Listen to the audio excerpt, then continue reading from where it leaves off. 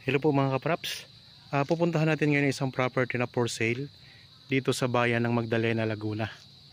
Itong kalsada na to, ito yung direksyon papunta doon sa main road mga kapraps. Papuntang Santa Cruz kapag tayo ay kakaliwa, tapos papuntang Magdalena man po, town proper ng Magdalena pag tayo po ay kakanan. Ang property na i-offer ko sa inyo mga kapraps ay magiging katabi po ito ng kalsada, kasi ito yung kalsada na to, ito ay naputo lang, so hindi pa lang po natuloy, kaya pansamantala dito muna tayo dadaan sa gilid. Pero ito na yung kalsada na to, didiretsuhin po kasi to. Ayun, malapad din naman po ang kalsada mga kapraps. Meron kasi kitang tatawiran dyan na maliit na sapa, so pag nadiretso na po ang kalsadang ito, ang inyong property, itong property na i-offer ko ay tabing-tabi na po yan ng kalsada. Tara, pansamantala dito tayo dadaan mga kapraps. Mayroon na ditong access ng kuryente at saka tubig, kasi malapit lang naman po ito sa main road mga kapraps. Ito may linyang ng kuryente dito. Pupuntahan natin at titingnan natin kung anong mga tanim at saka kung ano yung makikita natin sa lupa na i-ano ko sa inyo, para magustuhan nyo po.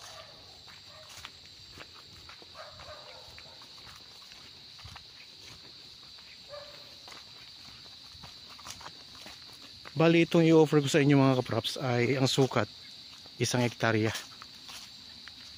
Yan, pansamantala, kasi hindi pa nga po nakadiretso yung kalsada, hindi po siya nalagyan ng tulay. Dito po tayo dadaan. Yan, ito yung sapa na tatawiran ng kalsada mga kapraps. Ito na yung property ito.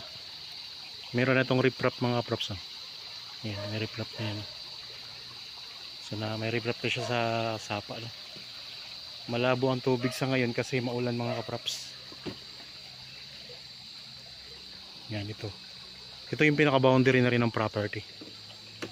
Okay, yan, ito na yung property mga kapraps.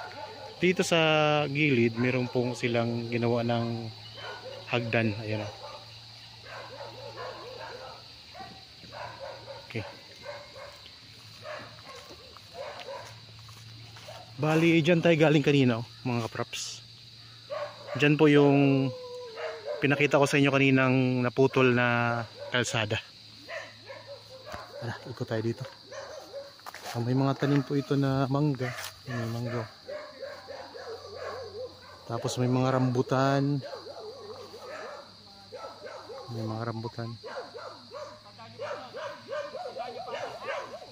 Tapos may niyog.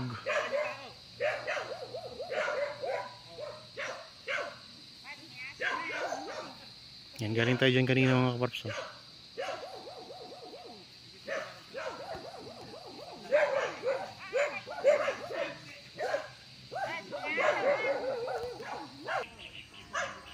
Tara mga kapraps, ikutin natin tong property. Dito ang daming mga bunga na ng rambutan. So garabaw grass na rin yung yung sa nito, yung lupa. May mga tanim na.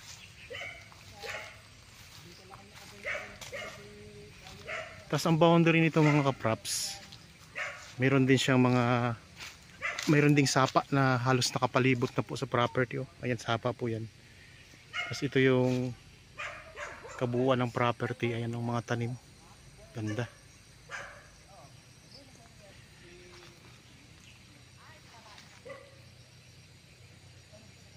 So dyan po ang naputol na kalsada mga kapraps.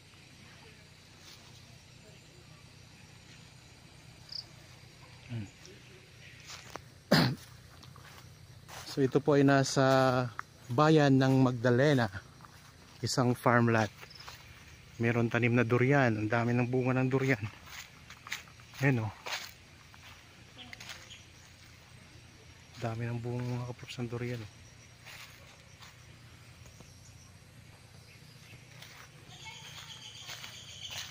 Yan dito, meron din siyang ano, sapa. Yung pinaka boundary. Parang paikot ang sapa mga kapraps, oh, tingnan nyo. Mula doon, pag ganun siya, ayan, tapos pa diretso, umikot yung sapa. Punta doon, doon tayo galing kanina mga kapraps, oh, doon. Tayo galing kanina. Tara.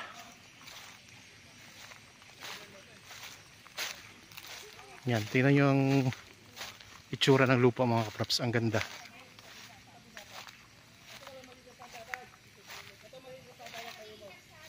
Ito. So ang maging kalsada po ay ito, tabing sapa, pag ganito. Yan. Ito yung magiging kalsada, yung maging karugtong ng ano, maging karugtong nung pinakita ko sa inyo kanina. Mas maganda mga kaprops kung nagustuhan nyo itong property, pwede kayong magpa-schedule sa amin ng actual tripping. Yan, sa ganun makita nyo yung loob nito. At saka magka-idea kayo talaga na kung paano po ang development nito, kung anong gagawin nyo dito. Kasi ang ganda nyo. Pwede itong gawing resort. Daming bunga ng rambutan.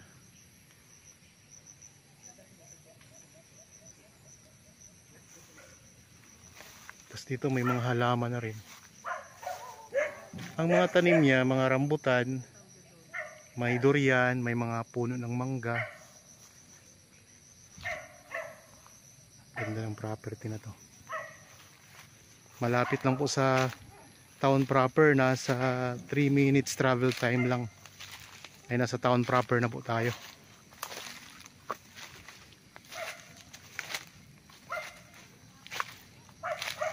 Tingnan nyo, nakahilera na rin yung mga halaman na tanim nila.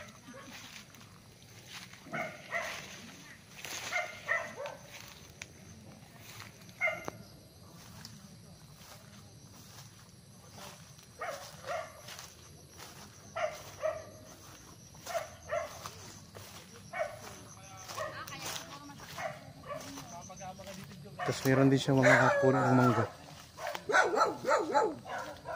Ganda ng lupa mga kapaps.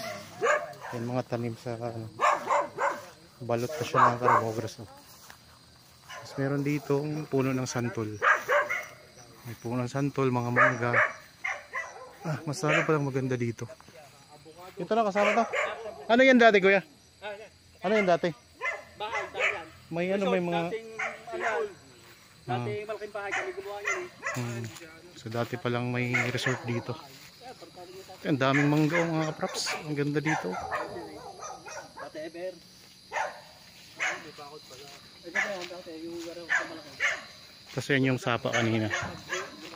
Diyan tayo galing kanina mga kapraps. May bakod na no. May bakod na rin na kawayan. Ayan yung grotto. Merong isang maliit na grotto. Tapos dito may dating bahay na nakatayo. Ayan. Ang daming mangga.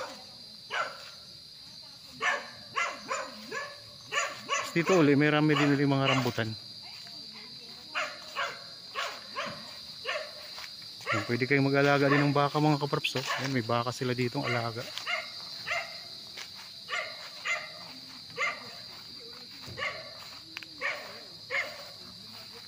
Ganda. Ang presyo nito makikita nyo sa description box at sa title nitong video. Iikot ko lang po ang camera. Yan, mayroong source ng tubig and mayroon sila ditong puso mga kaprops. Ito. Puso. Iikot ko lang ang camera mga kaprops ha. Tapos yun, may bahay doon na tinirahan ng caretaker.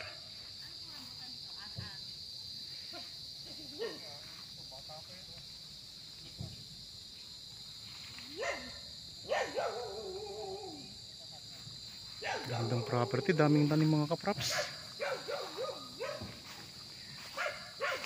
Lalo na pag nakapunta kayo dito at makita nyo ito ng personal. Meron ding tanim na guyabano.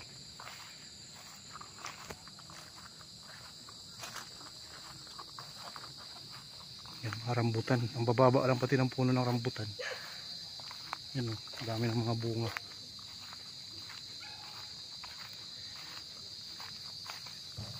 Yan, dito tayo ngayon sa may bandang gilid ulit ng sapa.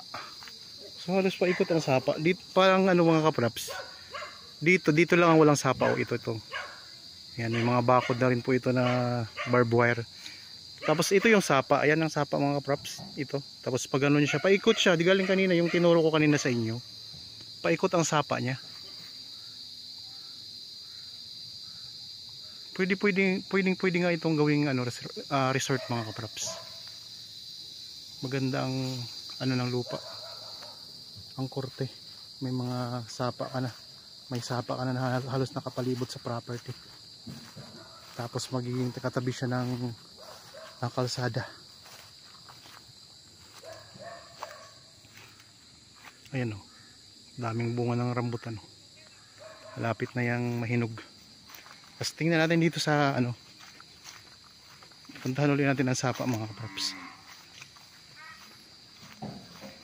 So medyo makulimlim kasi maambon mga kapraps. So sa ngayon talagang di natin makita na ano ang tubig, malinaw ang tubig kasi maulan kasi mga kapraps. Kaya malabo talaga ang tubig ngayon. Ayan o. Yan, may kawayan din dito sa gilid, may mga tanim na kawayan. Meron ding puno ng kaimito. Yan, meron ding tanim na kaimito ito. Libo tayo sa property.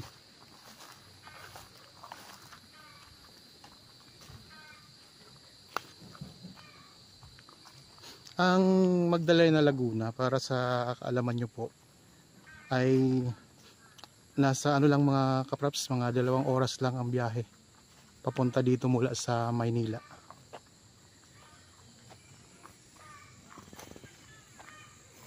Balik tayo dito sa ano, sa may gitna. So ayan po ang mga ano, mga bakod. Bali ang bakod niya may kawayan, tapos may barbed wire, tapos may mga poste din siya na bakal dito sa gilid.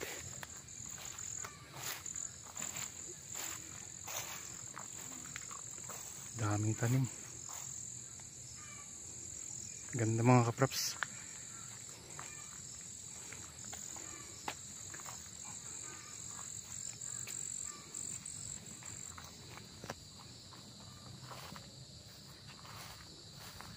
Yan, ito yung bakod. Kunti na lang ang babakuran ninyo. Doon na lang sa may sapa. Yan, yun o. Palibot na siya ng bakod. Mula dito. Yan, mula dito. So, pinanggalingan natin kanina. Yan, nakabakod na po ito. May poste na kawayan. Meron ding poste na ano siya, tubo. Tapos barbed wire na nakapalibot. Yan, baybayan natin itong palibot nito. Meron ding puno ng langka. Ayun, maraming tanim, sari-sari din ang tanim dito mga kapraps. Tapos yung katabi ng property, tingnan nyo ang lalaki ng mga kahoy dito. Pero hindi na po yan sakop mga kapraps. Hanggang dito lang tayo sa bakod. Ibang property na po yung katabi. Ito yung pinaka corner. Yan, pag ano na po ang bakod niya, no?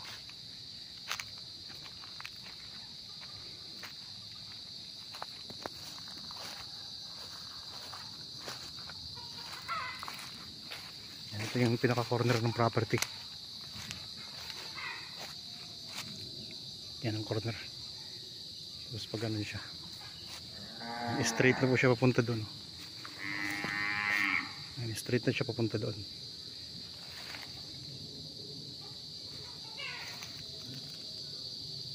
Ganda.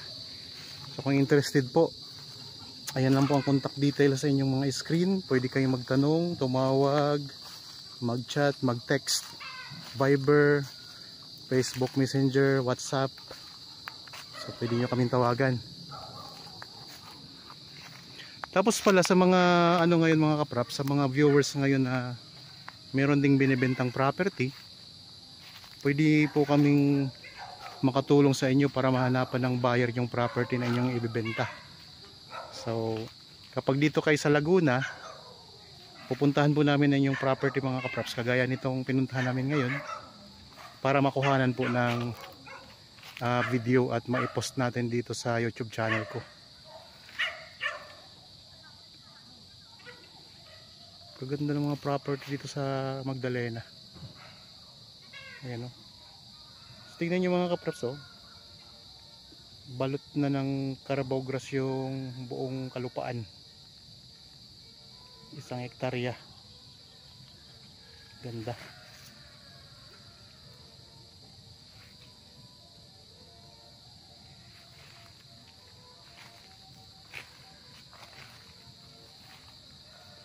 Yan, ikot natin ulit ang camera. Ang mga tanim dito mga kapraps, ulitin ko lang, puno ng langka, maraming rambutan, may mga puno ng santol, mangga, may durian, may kaimito. Tapos dito sa may malapit sa bahay, mayroong mga sampalok, nababalot na po ng Carabao grass yung lupa. Tapos mayroon ding puno ng lansones. At may kalamansi din mga kapraps. Oh. Ayan, may kaimito. Ito naman po yung puno ng sampalok. Yan. Yung sampalok dito. So, may nakita akong 2 puno ng sampalok. Tapos mayroon ding guyabano.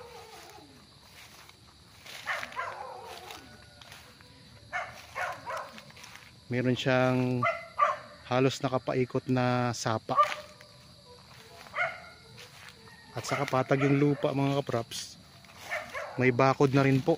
Doon na lang po sa may sapa ang babakuran ninyo.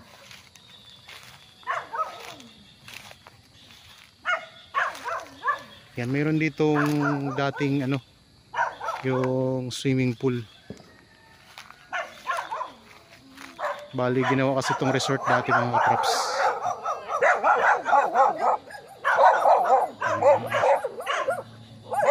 Meron ding mga yan, may mga halaman din siya na nakatanim. Hingi lang ng aso mga kapraps.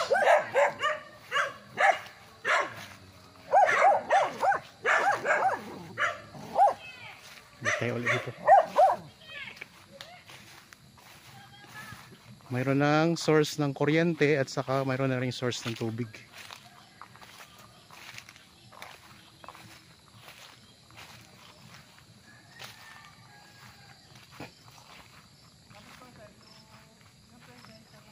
Yan, may mga magagandang halaman tayo dito mga kapraps. Okay, ikot ko lang ang camera uli.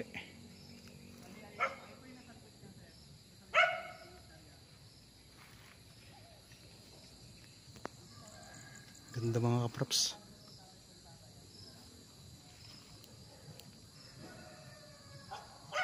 Kaya kung nagustuhan nyo, ano pang hinihintay ninyo? Tingnan nyo po ito ng personal ang property. Ang ganda. Pwede kayo magtayo dito ng rest house. Yan, sabi ko kanina, pwede ring tayuan ng resort mga kapraps. Maraming mga prutas na nakatanim sa buong property na 1 hektarya. Ganito yung ano, guyabano. Tapos meron pang ano, puno na, anong tawag dito sa puno na to, yung mataas na yan. Ang ganda niya. Ilang puno yan? 4 na puno na ganyan, matataas. Yan. Tataas siya. Okay. Yan mga kapraps, no? Kung nagustuhan nyo po, punta na agad kayo dito. Magpa-schedule na agad kayo ng viewing sa property para makita nyo to ng personal. Okay, para po sa mga bago pa lang sa aking channel at napadaan lang po dito sa aking channel, huwag nyo pong kalimutang mag-subscribe at pindutin na rin po ang notification bell para maging updated kayo sa mga bagong property na i-offer namin. Maraming salamat po. Lagi tayong mag-iingat at God bless po sa ating lahat mga kapraps.